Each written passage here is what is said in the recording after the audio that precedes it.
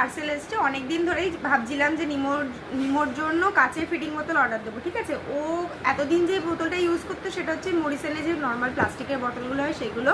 তো দুটো অর্ডার দেবো ভেবেছিলাম, কারণ ওর এখন মানে সেইভাবে লিকুইড দুধ খায় না, একমাত্র রাত্রিবেলাই খায় দুবার। তো ওর জন্য দুটো অর্ডার দেবো ভেবেছিলাম, কিন্তু তারপরে দেখলাম যে রিভিউ সবসময় মানে সব ক্ষেত্রে খুব একটা ভালো না।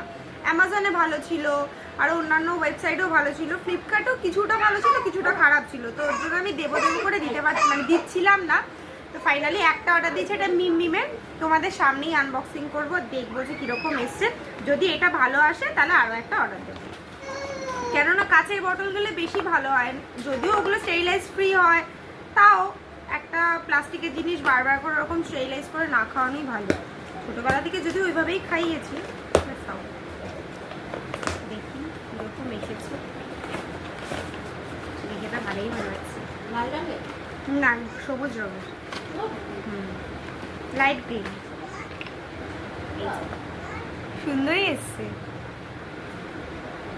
এটা আমি 2-3 দিন ইউজ করব, করার পরে যদি আমার ভালো লাগে তারপরে আমি আবার একটা অর্ডার দেবো। কেননা আমি দেখেছি যে মানে রিভিউ যদিও সবসময় ঠিকঠাক থাকে না, বাট দেখেছি যে এই লিডটা গলে গেছে এরকম দেখেছি। ঠিক আছে, ইউজ করি 2-3 দিন, তারপরে আবার অর্ডার দেবো। কিন্তু বোতলটা একটু ছোটো ছোটো মনে হচ্ছে, দেখো না। না ও দিশে আছে না, ওই যে একটা যে নিয়ে ওই যে কি যেন নাম দাও ব্যাকা বলে, এটা মানে এরকম ব্যাকা বলে।